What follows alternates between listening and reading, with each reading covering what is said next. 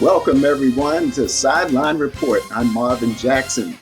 And joining me today are Donna Hopkins, Lou Holder, and our special guest, John Booty, former NFL player. And now he does a little bit of everything. I saw him modeling the other day. So he's doing a little bit of everything. Washington won a game. After a couple months, they win one after 8 straight losses. And they went it up in New York, one of the teams that John Booty used to play for. And we're going to hear some of the comments of the players after the game.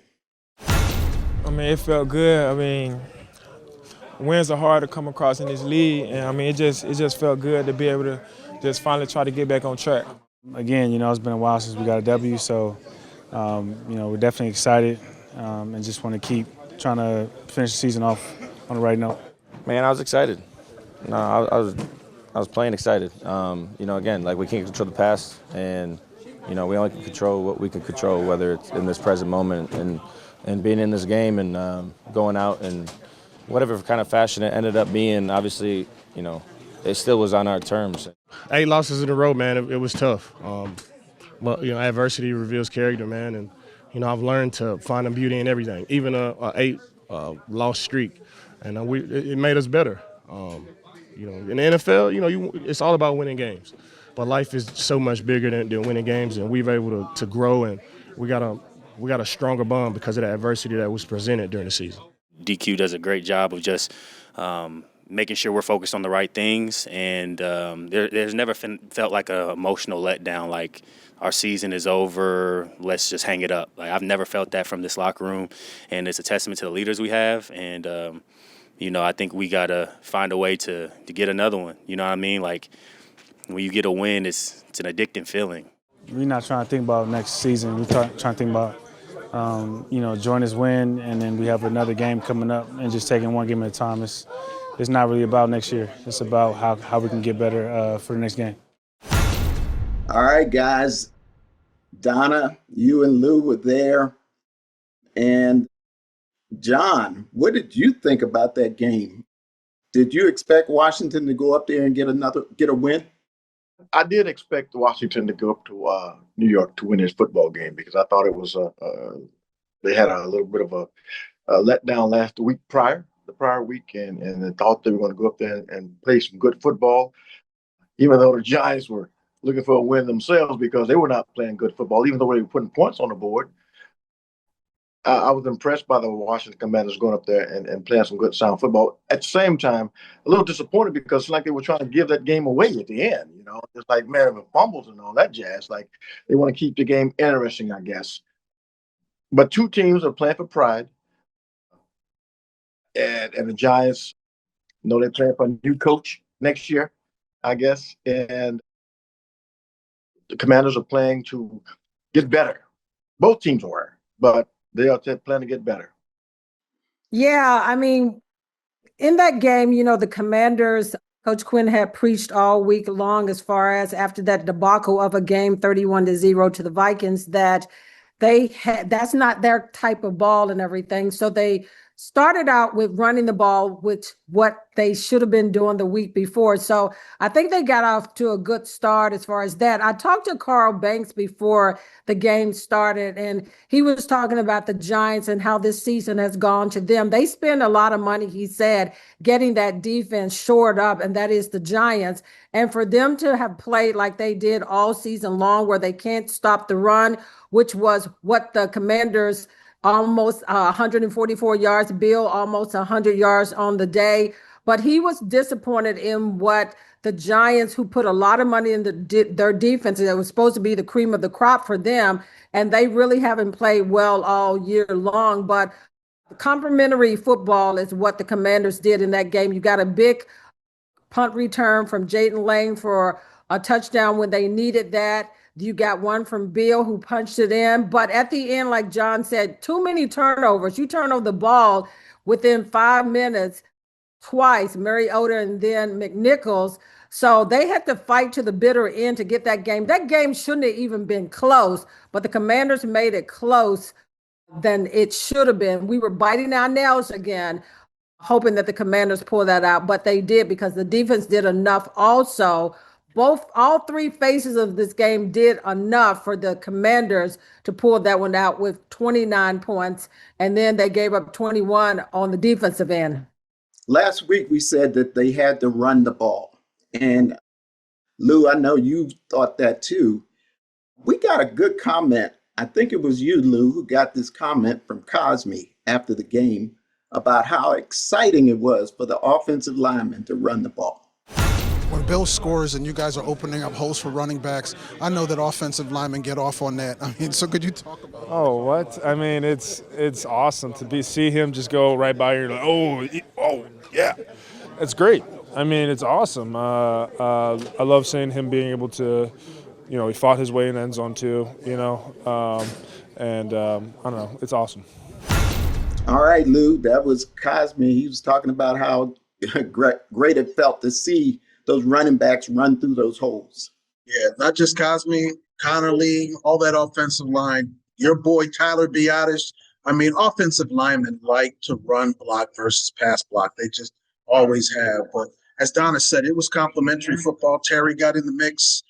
The defense, they did get the stops that they needed, even though it was not pretty. Like my golf buddies always say, it's not a postcard, it's a scorecard. They won the game.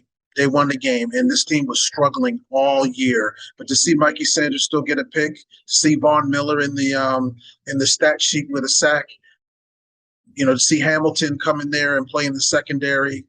Again, we all know that these last four games is about evaluation and pride. And I think Donna and I heard it best from Bobby Wagner. Hey, look, those leaders, you lead when it's good and you lead when it's bad. So it has not been all those breaks that they got last year. They're not getting them this year. They're not getting them at all. And they were breaks because a lot of people like, the Miracle and Maryland, whatever, they were behind in that game to the Bears and had to pull it out. Now, it's good to get a win. 70 calendar days, people. 70 calendar days. October 5th was the last time they got a win. And so, yeah, it was just good. It was just good. You could see, like, the relief. But it wasn't even a so much happy football locker room, because I think the money bite that me and Donna heard was from Jeremy Reeves saying, hey, look, question is, why couldn't we have done that earlier? There's a lot of thought of be honest with you, well, we couldn't do this earlier. I'm going to be honest with you. Yeah, it feels good to finally get in the win column, but then it just, the competitive nature of me is why couldn't we have been doing this? So it's a weird feeling. I'm happy to have a dub, but it's a weird dynamic. I don't know how to explain it for real. But I'm just glad that we did find a way to get the win, man. We needed it, man. It's been however long it has, so it's nice to just get one under your belt. That's always going to be the question mark now. You got the Eagles, you got Dallas, and then the Eagles again. Why couldn't they have done this earlier? So you could say coulda, woulda, shoulda, but it's very hard to win in the Meadowlands. We have seen craziness. All of us have seen craziness happen in that stadium, in that area, and it was almost craziness again. But they're out of there, and they got to win. Hey, John, They got to play the Eagles next. Another one of John's teams. And what do you think about the Eagles this season? I mean, they're a little bit up and down, man. Everybody wants the Eagles. They want the Eagles to be up and down. They want the Eagles to have drama. Everybody wants that to happen because they're the Super Bowl reigning champions. They have some situations like a family have. They go through stuff. Could be some jealousy, could be some other turmoil. I'm not getting this, I'm not getting that. But at the end of the day, squeak a game, win out. That's what you have to do. And I hear people say, hey, listen, you play against not Oakland, but the Vegas Raiders. You're supposed to beat them. Yes, you're supposed to beat the brakes off of them because they're just not a good football team. And you're supposed to put points on them like what happened last week against the Commanders, against Minnesota. So, but coming into this week, to play the Washington Commanders, the Eagles know that some kind of way they have a way of losing in Washington. My experience from playing for the Eagles back in the day, We always go win in Philadelphia and lose in Washington, So they can't come down here with the big head or there's a lot of cockiness about themselves, even though they're not playing the best football. They can't come down to Washington and play subpar football because the Commanders, they want to win. And they're being evaluated, like Lou said. Everybody's being evaluated, coaches, players. So they say, oh, Philadelphia coming in here, they think they just got an easy win. We're not going to allow that to happen because their self-pride is going to play on each individual player. Marvin, I'm going to disagree with John just a little bit. He's saying that everybody, just because the Eagles won the Super Bowl, that everybody wants all this drama. Nobody wants the drama. It's the Eagles that are creating the drama in that locker room because you got the quarterback, you got the running back, you got the wide receiver. They're all butting heads. And like you said, it could be jealousy, it could be whatever, but they created that drama. The Philadelphia Eagles did. And this year is not the same Eagles team as it was last year. And they put together a team so that they could repeat possibly, but they've had some struggles. They haven't ran the ball. Barkley has not ran the ball like he did last year. People are keying in on him, saying, you got to beat us another way. And then you got a wide receiver that can't get out of his own way, that's fussing with everybody. You have the pieces in place, but it's inner squad fighting among that team that has held them back, to me, the most. And the Commanders don't have anything to lose, like you said, but then they have to make sure that they can put 2 games in a row themselves to get over this hump, because they have been up and down and all of that. But again, all that being said, all of what Donna said, this team is playing for the division on Saturday. Yeah, exactly. Well, listen. So with all the fighting and everything that everybody's talking about, all the yep that we talk about in the media, this team is playing for the division on Saturday. There it is. Yeah, but Lou, in the same breath, they may be playing for the division, and that is huge. But they said how you play at the end of the season is so important going into the playoffs. And the Eagles are not playing their best ball. But they're going into the playoffs. They're going into the playoffs. But they may be in their own way in the playoffs too. So, like you said, I'm not debating whether they're going into the playoffs, but it's not the same team. And you want to be hot going into the playoffs, like the Buffalo Bills and some of those other teams going in. That Raiders game could be the catalyst for them. Tony Dungy said it the best a couple of weeks ago when I talked to him. This is so wide open that there's no clear-cut favorite. The Bills, I don't trust them. I don't trust any of these teams. So again, with all of that infighting and everything going on, the Eagles still got a great shot to win another Super Bowl. Yes, they have a great shot to win another Super Bowl, and plus, like all the other teams, the Eagles' offensive line is not as strong this year because they have a lot of injuries on that line. Believe me, that's happening. And what they're going to have to do, get Lane Johnson back and hopefully get that road grading mentality like what the Washington Commanders did against the Giants, have the running game going, get that thing going again. And then you get those receivers out there catching those balls. You utilize that tight end. Gardner. And so that's the deal. But again, Lou, you said it. Hey, Eagles come down to Washington, but they got to come down here with the seriousness of what happened to them last year. Even though Hurts got hurt last year, Washington ended up winning that football game, right? So Washington's going to come in there with that mentality. They're going to say, we are home. We have a chance. We can win at home. We can beat the Eagles at home. So again, still there's a lot of drama, but still everybody likes to have the Eagles in drama. Donna, they love that. I almost as much as the Cowboys. They love that infighting and stuff. And then you know what? And those Eagles would love to wrap up the division so the last couple of games they can rest some people.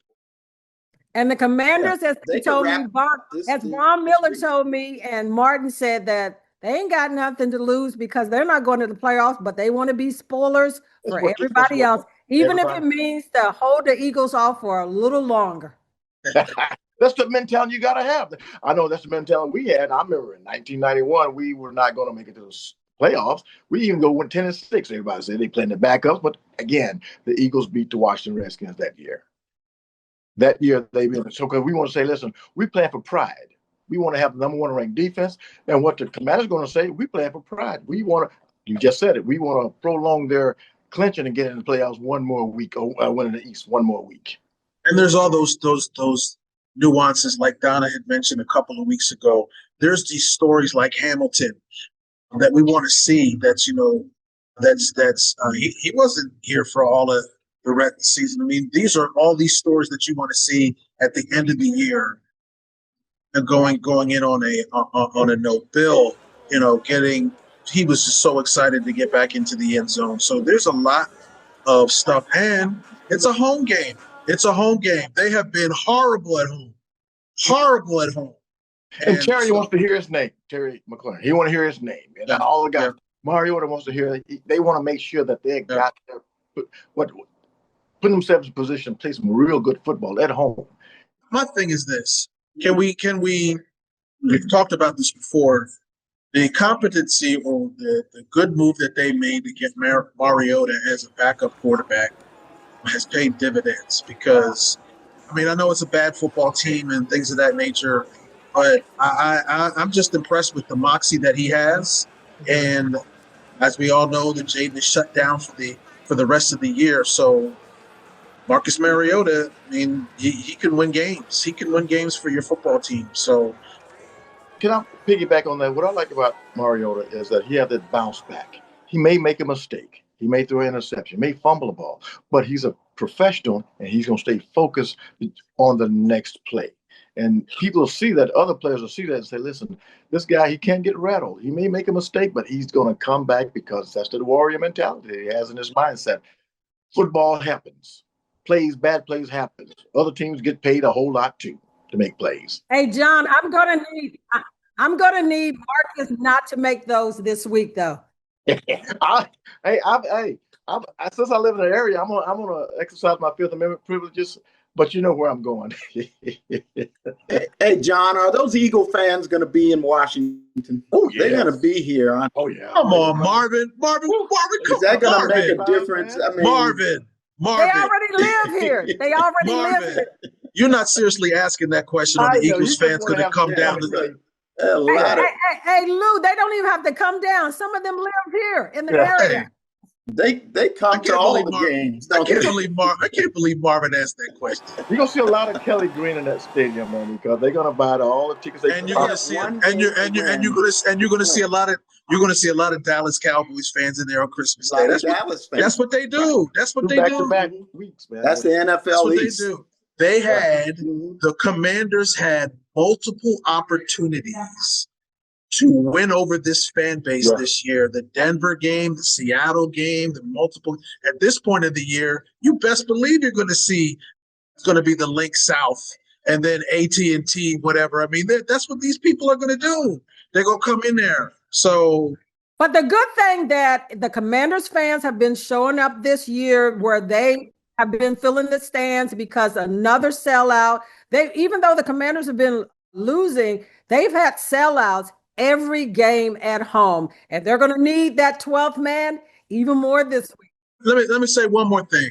But even though this season has been gone the other way, there is still, Cosme said it, Beata said it, and a couple other people who've been here, a little longer, more Cosme than anybody, that it just is different because there's a leadership that they trust. They keep talking about this is all Dan Quinn getting us through this storm or whatever.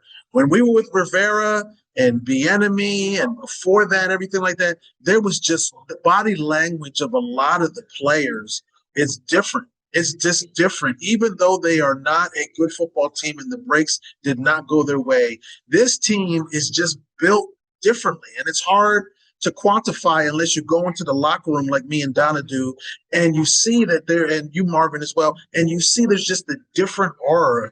There's just a different aura than there was 2 years ago when they were just like, yeah, I don't even know what the head coach is doing. Like, they know where Dan Quinn is trying to go. And you can only do so much when half your roster is on the IR or hurt or whatever. But the fight that you saw in the Meadowlands, it was not pretty. But no football game is. The fight you saw at the Meadowlands and what we hope that we will see against the Philadelphia Eagles twice, and then your arch rival, the Cowboys, is that a team that is just built differently. And I do feel that they're going to compete on the highest level that they can. Oh yes, they're going to win out. It's just different. It's just different. Yeah, it would make a difference winning out this season, end of the season too, as far as them coming back next year? Oh, yeah, they would feel really good if they Hey, could. Marvin, and can I throw this in? Jaden Daniels, even though he's going to be shut down for the rest of the year, the thing I like about Jaden, got a chance to talk to him this week at practice when he addressed the media, is that he wants to still participate in practice because he said he wants to support Marcus. So I think that that's where that leadership is coming in and that brotherhood is coming in. What Lou was talking about is that even though he's shut down and he's heartbroken because of that, but he wants to still support Marcus and this team and being out there at practice in every way. That tells you something about Jaden as a person, as a leader, and as a supporter, even though he can't be out there. And he's showing just that leadership. Two big injuries in the NFL, Parsons and Mahomes. Yeah. Maybe, John, you can talk about that and what that means to both those teams. Well, with Mahomes, that's your leader. That's your guy. That can suck the air out of the balloon, out of the room. You know what I mean? And with Parsons, a new guy with the Green Bay Packers, he brought a lot of attitude, a lot of energy to that team. That can bring the morale down a little bit. At the same time, those guys stand in that locker room like Daniels, stand in that locker room, getting the other guys rally around them, showing leadership, that can kind of boost them back up. But when you lose your star quarterback, Patrick Mahomes, and your star defensive stalwart on defense from Green Bay, that hurts. So it's always like this. My mentality was when I was playing, the next guy up. We got to have that guy to fill in. Not going to be replaceable to the start that they are, but the next man got to have the mentality. Listen, I want to make them proud by making myself proud by making plays for my team. Question: who is the backup quarterback for the Kansas City Chiefs? Lou, I was going to say the same thing. Director David can look that up for us. I forgot. Did he come in? We have a Garner Minshew. Yeah, I thought it was him. Yeah. Like who? So hopefully he knows. But he's been around. That's going to be interesting. He's been around for a minute. He was with the Eagles, right? Wasn't he with the Eagles for a minute? For a bit. Yeah. Yeah, but those two guys make the engine go. Yeah. And the other ones make it go a lot slower. Yeah, that hurts, Donna. I mean, because I'm a stick for the backup player. Starters and starters. You cannot replace a Patrick Mahomes or a Micah. No, you cannot. But you can get out there. You can go out there and say, I'm not going to slow the train down. Hey, listen. You know what's going to be. Listen, you know what's going to be fun. That AFC North with the Ravens and the Steelers. Steelers have turned some things around. Everybody talking about Mike Tomlin now. You know what I'm saying? Like, yeah. And they play each other again. They play each other again. Right? And then I think the Patriots played the Ravens this weekend. Yo, it's gonna be tasty on that AFC side. It's getting good. There's some pretty good stuff coming up. Really good. It's gonna be really good. It's gonna be really good. Almost like playoff games. Don't forget about the 49ers. That everybody's sleeping on the 49ers. 49ers might be the first team ever to play the Super Bowl in their own stadium. Wait up, say that one time. They're buying the Super Bowl's in San Francisco. It's at Levi Stadium. Well, Tampa Bay played in the stadium. They won at home, and the Rams they play at SoFi. The Rams played. Okay. Yeah. Yeah. So this won't be the first, but again, I agree with you. If they make it to Levi Stadium, that's the name of it. Levi. Yeah. So that would be a good home field advantage for them, would it not? But it's not going to. Brian Robinson plays for them. Who's that? Whoa. Okay. one of our guys. Hey, what do you all think about this? Before we go? What do you all think about? I want to talk about the Celebrity Bowl, who won that game. But what do you all think about Forbes over there with the Rams? Is he really a good player? Because it looks like that's one of the weaknesses of the Rams, their cornerbacks. Well, and that's Forbes, our old cornerback. We knew that the coaching was dicey here. He just did not. As for where he was drafted, He just did not produce here. He just did not produce here. But I mean, he's in a better system there. He's making some plays. All about the system. Same thing. Same with Benjamin St. Juice. I saw him make a couple of plays. All about the system. Cam Curl is having a fantastic year. I miss Cam Curl. Yeah, it's all about the system. Some system. I think they should have kept Cam Curl here. Curl. Yeah. Cam helps them out a lot. Those corners. Yeah. Mm-hmm. As you say, system, Lou. You said that. You look at Daniel Jones before he got hurt. He was in New York. He goes to Indianapolis, having a heck of a year, right? Correct. It's Sam Darnold. Sam Darnold. In New York. Goes to Minnesota, then goes Seattle, and having a great. It's all about the system. Some guys can't play in this environment of this coaching staff because it's so wishy-washy. Long-suffering Jets or New York Giants, don't know. But you get to another system, a smaller market, a coach is like more laid back, or this system is just for you. You can rise to the occasion. And that's for those guys, for those guys, that system coaching, that coach for the Rams, he's a young guy. Man, he knows how to get the best out of players. Sean McVay. All right. Well, Sean speaking of system, McVay, right? We had a really good system, South Carolina State. That was a great game. Coming back after 21 points down. Great game. Defeating the Prairie View A&M team. And that was just a great game. 4 overtimes. And just kudos to both those programs for putting on a show. Texas, the Prairie View A&M, that's my hometown area. That's your area. Yeah. What happened? Is that near TCU? Is TCU the Prairie View had a chance to kick for the win, and the kicker missed it.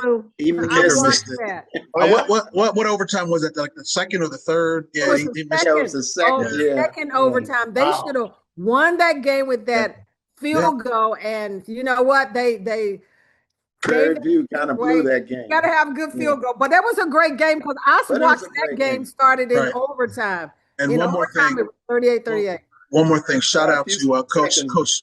One more thing. Shout out to Coach Larry Scott. Plenty of great years at Howard, going to Auburn, and did a great. He did a great job when he was here. He did a great job. Kudos Right. to Coach Larry also, Scott. One more quick thing. Marshall Faulk signs for a 3-year contract for $1.2 million at Southern. So he's going to be probably the highest paid HBCU coach. And he's from that home area. How much is Vic? How much is Vic making? How much is Vic making? Vic is up around that much too. He is. Vic makes more than Jackson at Dell State. But it's just interesting to see these guys coming in. Former pros. I love it. Really good. I love it. They need more of that. John, thanks so much. I know you got to run. Yes, I got to run. Appreciate Lou and Donna, as always. Go Commanders. So we'll all see each other Sunday. Saturday. It's early. I'm about to say, we go Saturday. Marvin, don't go to the stadium on Sunday. Marvin, don't be going on Sunday. I might go if we win Saturday. Go back to the stadium. 5 o'clock on Saturday. Thanks, guys. Saturday, Marvin. Say it, Marvin. Saturday. Friday. You don't get there a day early now. Okay, I got you. I dig it. Thank you, guys. Right. Appreciate you guys. We'll see you guys on Saturday. Thanks a lot. And thanks for everyone who joined in to watch the show. So for Sideline Report, I'm Marvin Jackson. We'll see you next time on the Sideline. Take care, everybody. Let's go Washington, representing from Brooklyn. Let's go. Go Commanders. Big dub. We need this. It's been a while. Big dub. Hi, I'm Jennifer, Jersey girl that loves the Commanders. Go Commanders. Love Bill. Go Commanders.